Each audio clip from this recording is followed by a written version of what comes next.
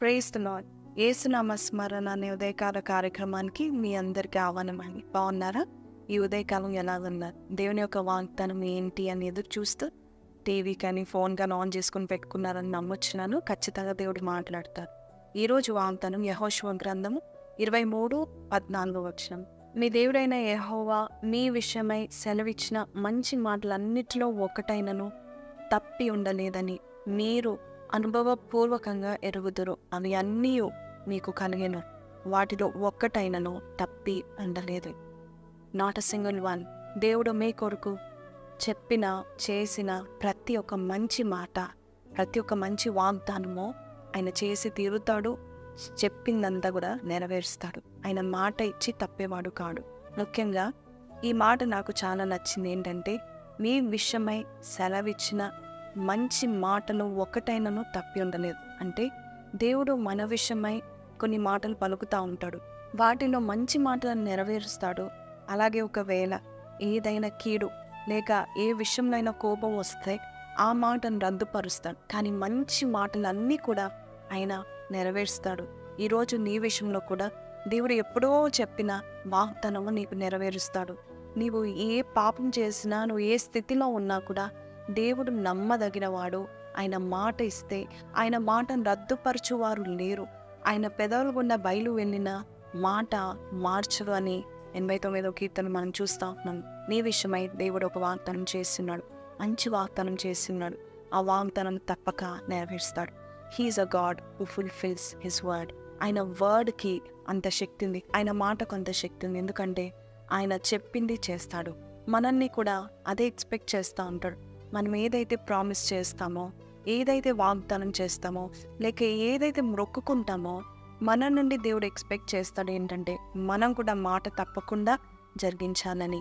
Hannah మనందరికీ తెలుసండి. ఆమె ఒకటి మొక్కుకుంది. పుట్టిన బిడ్డను దేవునికి అప్పగిస్తానని మొక్కుకుంది.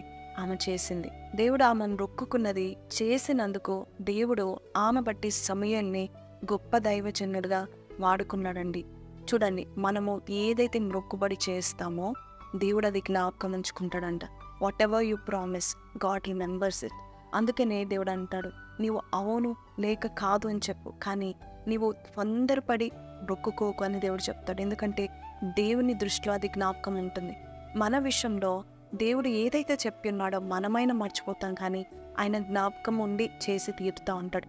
ముఖ్యంగా మంచి విషయాలు. అలాగే మనం కూడా మంచి విషయాన్ని మొక్కుకున్నట్లయితే God is expecting us to keep our words. Our words will become powerful only when we keep it. మనం చెప్పిన మాట మనము జరిగించినప్పుడు మన మాటలో కూడా శక్తి ఉంటుందంట.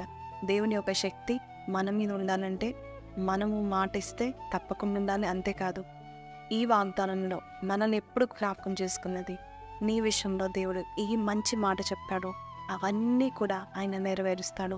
సో ధైర్యంగా ఉండండి. సాతాను చెప్పే ప్రతి ఒక్క మాట నమ్మకండి. వాడు అనుమానము తెచ్చిపెడతాడు, అనుమాన పక్షి. కాబట్టి మనము దేవుని యొక్క మాటలు విందాము. ఆయన చెప్పింది చేస్తాడని నమ్మి ప్రార్థన చేద్దామండి. ప్రార్థన కన్మూసుకుందాం. పరిశుద్ధుడా, మహోన్నతుడవు తండ్రి, మాట ఇచ్చి మాట తప్పని దేవుడవు నాయనా. నీవు మాట ఇస్తే రద్దుపరిచేవారు ఎవరు ఉండరని చెప్పావు నాయన ప్రభా. ఈరోజు ప్రభా తండ్రి, ఎవరైతే నీ వాగ్దానాన్ని వింటున్నారో నాయన, నువ్వు ఏ మంచి మాట అయితే నీ బిడ్డల కొరకు విడుదల చేసావో అది తప్పకుండా నెరవేరుస్తావని చెప్పావు నాయన. వారికి ధైర్యాన్ని దయచేసావు. మా జీవితంలో కూడా అట్టి కార్యం చేసి నడిపిస్తావని నమ్మొచ్చు. నజరేయుడైన యేసు పరిశుద్ధ నామములో అడిగి వేడుకొంచున్నాను తండ్రి, ఆమేన్. సో ప్రైజ్ ది లార్డ్ అండి. దేవుడు మీ విషయమై చెప్పిన ప్రతి మంచి మాట నెరవేరుస్తాను. ధైర్యం వహించండి. అలాగే మీరు కూడా దేవునికి మొక్కుకున్న ప్రతి మంచి మాటను నెరవేరుస్తాము. మన మాటలో శక్తి ఉంటుంది. నమ్మదగిన వారిగా మనం ఉంటాం. ఈ వాగ్దానం నీతో మాట్లాడినట్లయితే why don't you like, share and subscribe and don't forget to comment below. మీ ప్రార్థన అవసరతను కూడా మీరు తెలియపరచండి. మేము చూసినప్పుడల్లా ప్రార్థన చేస్తాం. See you tomorrow. అంటుందంటే take care. God bless you. Have a blessed day.